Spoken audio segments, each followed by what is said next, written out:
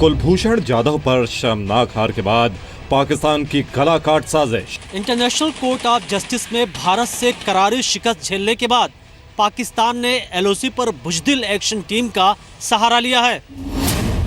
सरहद पर बाजवा ने दी बुजदिल एक्शन टीम को बर्बरता की खुली छूट। आतंकियों के साथ एलओसी पर मिलकर के भारतीय सेना के खिलाफ बर्बरता के लिए कुख्यात पाकिस्तान की बुजदिल एक्शन टीम की मौजूदगी और उसके खिलाफ भारतीय सेना के मारक प्लान के बारे में आज हम आपको बताएंगे।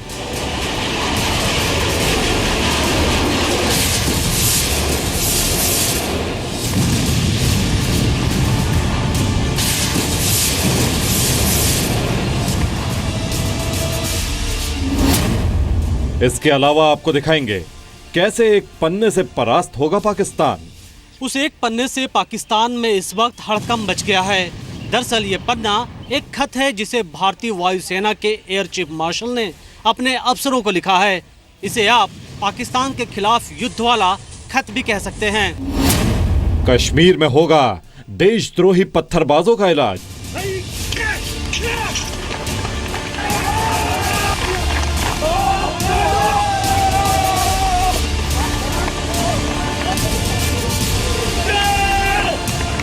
लेकिन सबसे पहले देखिए बॉर्डर पर बैकबोल्ड। नमस्कार, आप देख रहे हैं स्पेशल रिपोर्ट। मैं हूं आपके साथ में Mansa Malik. International Court of Justice में कुलभूषण जाधव पर हार के बाद पाकिस्तान हताश है। झूठ की बुनियाद पर हार को जीत में बदलने की जिद ने पाकिस्तान को कहीं का नहीं छोड़ा। लेकिन फिर भी पाकिस्तान ऐसी हरकतें कर रहा है जिन्हें बर्दाश्त नहीं किया जा सकता। कुलभूषण जाधव के मामले में मात खाने के बाद पाकिस्तान की पहली हरकत तो बॉर्डर पर शुरू हुई, जहां उसने बैट यानी अपनी बुजदिल एक्शन टीम को हमारे जवानों से बर्बरता करने की खुली छूट दे दी। और दूसरी हरकत नवाज सरकार ने आईसीजे के फैसले को मानने से इंकार करके की है।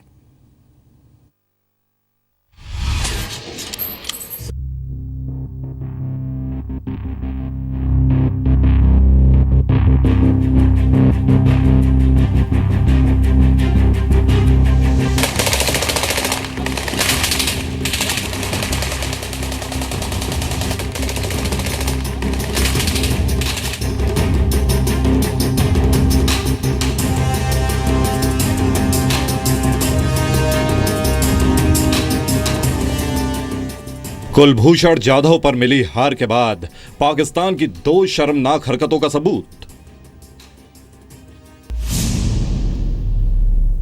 पाकिस्तान ने एक तरफ जहां सरहद पर बॉर्डर एक्शन टीम की तैनाती को बढ़ा दिया है, वहीं कुलभूषण जाधव के मामले में इंटरनेशनल कोर्ट ऑफ जस्टिस के फैसले को भी मानने से इनकार कर दिया है।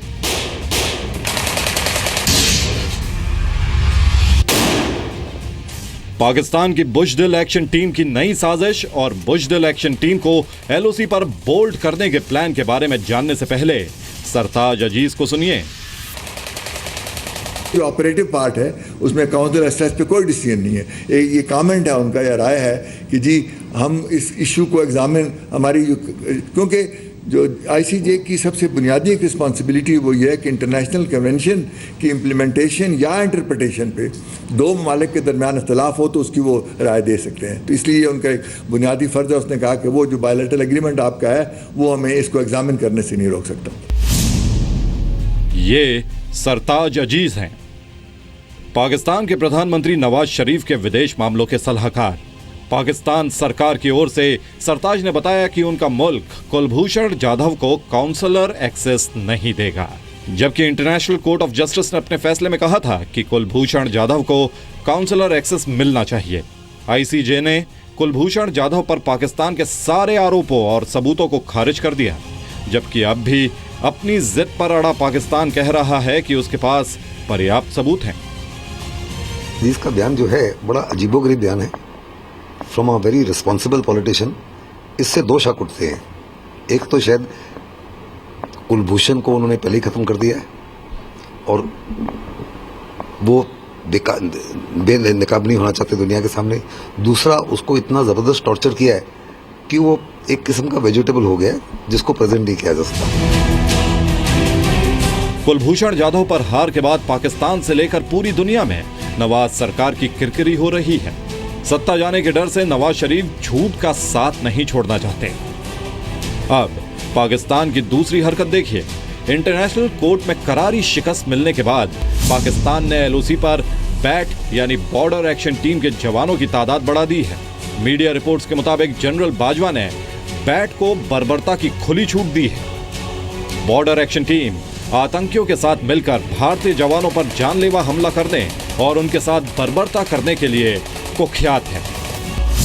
1 मई को पुंछ के कृष्णा घाटी में पाकिस्तान की बॉर्डर एक्शन टीम ने आतंकियों के साथ मिलकर धोखे से बीएसएफ के 2 जवान शहीद परमजीत सिंह और शहीद प्रेम सागर के सिर काटे। 28 अक्टूबर 2016 को शहीद मनदीप सिंह के शव से भी बैट ने बर्बरता की थी। 2013 में शहीद हेमराज और शहीद सुधाकर सिंह के शव को पाकिस्तानी बैट ने शत विक्षत कर दिया था। इंटेलिजेंस रिपोर्ट कहती है कि बैट एलओसी पर खासकर हाजी पीर एरिया के नजदीक जवानों को निशाना बनाने की फिराक में है। इनका मकसद गश्त करने वाले भारतीय जवानों पर घात लगाकर हमला करना है। पाकिस्तान की बॉर्डर एक्शन टीम बॉर्डर और नियंत्रण रेखा पर भारतीय जवानों को निशाना बनाते हैं, लाइन ऑफ कंट्रोल को पार करके घुसपैठ करते हैं और भारतीय सेना के जवानों को गहरा जख्म देकर लौट जाते हैं। यही इनके ऑपरेशन का तरीका है। पाकिस्तान की बॉर्डर एक्शन टीम छापामार युद्ध में माहिर है। ये पाकिस्तान की स्पेशल सर्विसेज ग्रुप के साथ मिलकर काम करती है। पाकिस्तान की खुफिया एजेंसी आईएसआई इनको बॉर्डर पर हिंदुस्तानी फौज के बारे में खुफिया सूचनाएं भी देती है। बॉर्डर एक्शन टीम को इस तरह की ट्रेनिंग दी जाती है कि वो क्रूरता की सारी हदें पार कर सके। पाकिस्तान अपनी बॉर्डर एक्शन टीम में शामिल आतंकवादियों को करीब 8 महीनों की ट्रेनिंग देता है। मनीष शुक्ला के साथ ब्यूरो रिपोर्ट, जी मीडिया। तो देख रहे हैं आप, अपनी हरकतों से बाज नहीं आ रहा है पाकिस्तान, लेकिन पाकिस्तान की बुज़दिल एक्शन टीम को बॉर्डर पर बोल्ड करने का प्लान भी तैयार है। सेना बॉर्डर पर पूरी तरह चुस्त दुरुस्त है, पूरी तरह अलर्ट है। पाकिस्तान को भी इस बात का अंदाजा है कि इस बार उसकी कोई नापाक साजिश कामयाब नहीं हो पाएगी। लेकिन इससे भी बड़ी बात यह है कि इन दिनों पाकिस्तान में एक खत से हड़कंप मचा हुआ है। ये कैसा खत है, किसने लिखा है, कब लिखा है, इस खत में आखिरकार ऐसा है क्या कि पाकिस्तान खौफ में है? इस रिपोर्ट में देखिए और समझिए।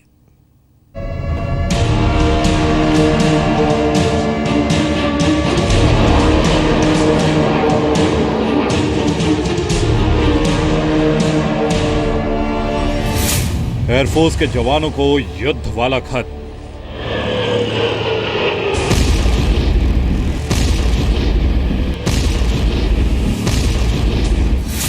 एक पन्ने से परास्त होगा पाकिस्तान।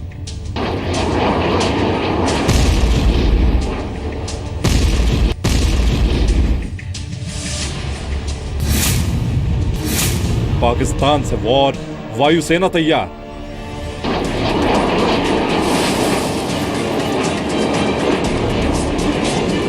कश्मीर से लेकर कुलभूषण जाधव मामले तक लगातार मात खा रहा पाकिस्तान ऐसा माहौल बनाने की कोशिश कर रहा है जिसमें दोनों देशों के बीच कभी भी युद्ध छिड़ सकता है। सरहद पर सीमा पार से लगातार हो रही गोलीबारी इसका बड़ा सबूत है। यह सब 2-4 दिनों से नहीं, महीनों से जारी है। सीमा पर पाकिस्तान की बर्बर साजिश को देखते हुए आज से करीब 50 दिन पहले देश के वायुसेना प्रमुख बीएस धनोआ ने अपने अफसरों को युद्ध के लिए तैयार रहने का निर्देश दिया था। हालांकि इस बात की जानकारी मीडिया में अब आई है।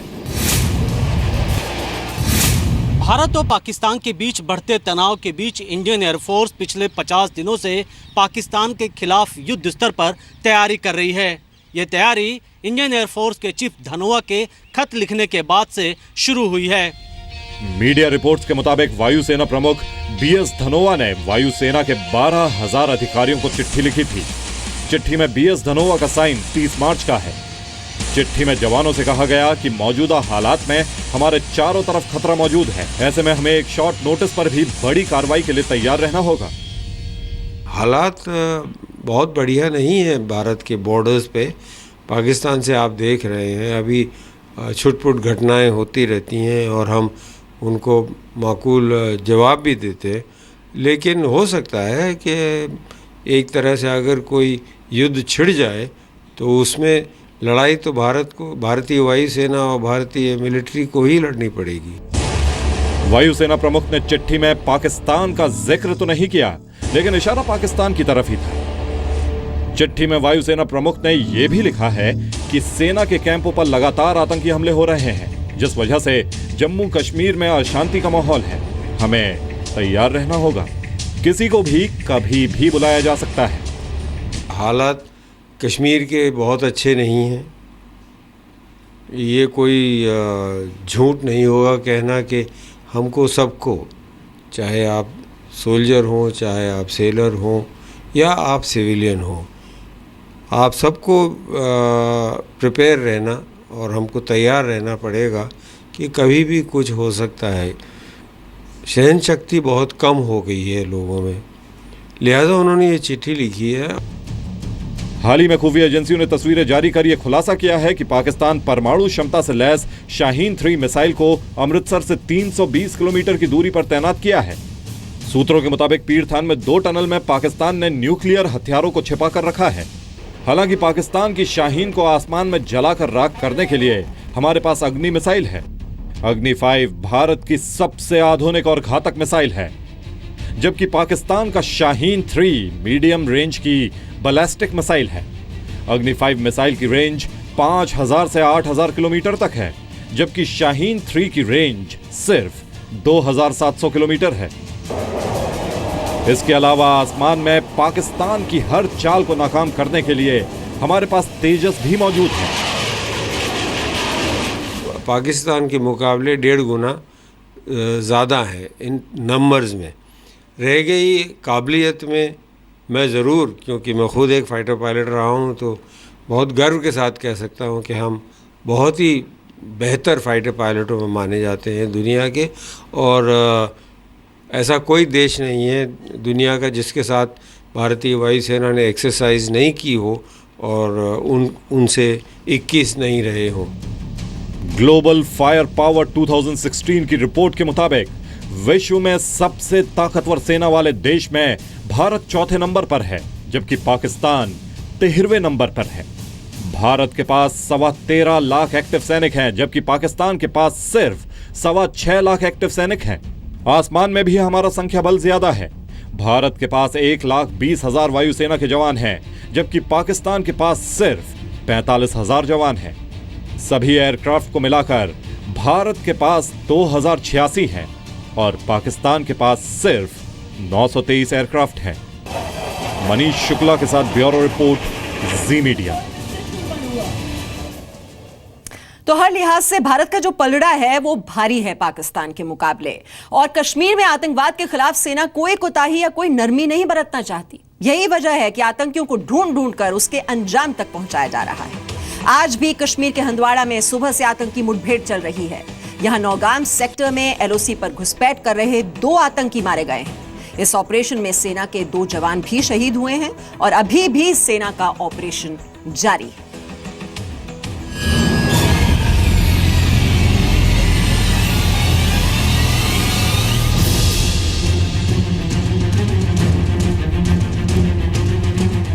कश्मीर में आतंक के खिलाफ सेना का ऑपरेशन लगातार जारी है।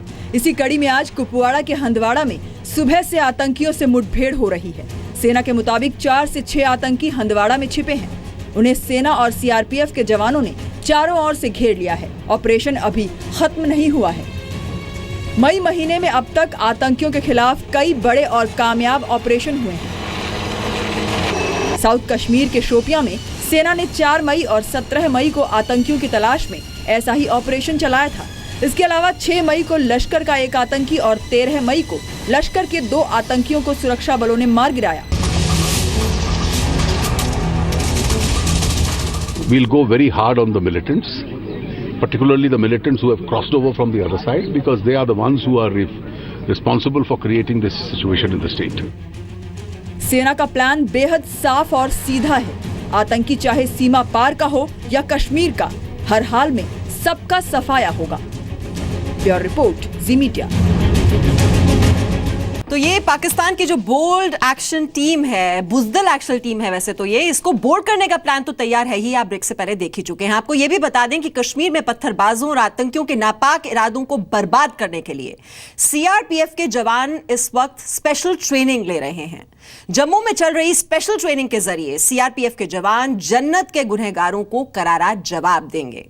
जवानों की हिम्मत और हौसले वाली इस ट्रेनिंग को देखकर कश्मीर को सुरक्षित होने का एहसास जरूर होगा।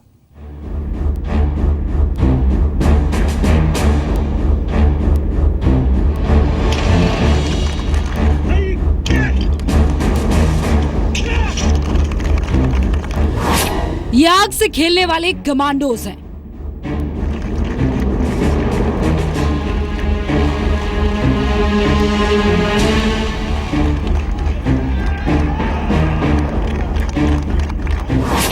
ये पत्थर को चूर चूर कर देने वाले कमांडोज हैं।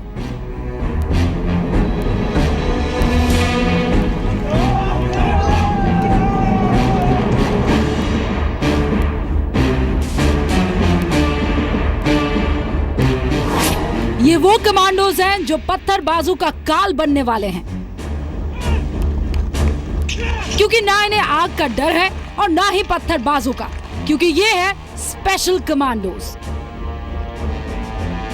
एक्शन, साहस और वीरता की ये तस्वीर जम्मू की है, जहां देश के कमांडोज लोहे को पिघलाकर दुश्मनों के हौसलों को पस्त कर रहे हैं। जम्मू कश्मीर के आतंकियों के खात्मे और पत्थरबाजों पर नकेल के लिए जम्मू में सीआरपीएफ के जवानों को स्पेशल कमांडोज की ट्रेनिंग दी जा रही है।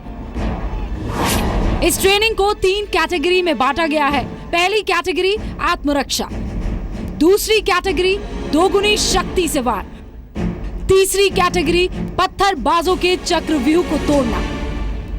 एक स्टैंडर्ड ऑपरेटिंग प्रोसीजर बनाए हैं और उससे हम लोगों को, अपने जवानों को ट्रेन करते हैं कि किस प्रकार से कम बल का उपयोग करके अनलॉफुल असेंबली को डिस्पर्स करें। हमेशा अपने जवानों को बेटर से बेटर ट्रेनिंग देते हैं, कोशिश करते हैं कि कैसे हमारा रिस्पांस और भी बढ़िया हो सके। क्रॉल ट्रेंच ट्रेनिंग की ये तस्वीर देखिए। इसमें 7 जवानों के ग्रुप को ट्रेनिंग दी जा रही है। सीआरपीएफ के कमांडो रस्सी के सहारे 50 फीट ऊंचाई से उतर सकते हैं, स्पाइडरमैन की तरह दीवार पर चढ़ सकते हैं। तो यह है स्पेशल कमांडो ट्रेनिंग। और आपको बता दें कि साल की शुरुआत से लेकर अब तक कम से कम 67 बार पाकिस्तान की ओर से सीज फायर का उल्लंघन किया गया है और जो ऑपरेशन सेना की ओर से चलाए गए उसमें कम से कम 27 आतंकवादियों को मौत के घाट उतार दिया गया है। यानी कि हर मोर्चे पर तैयारी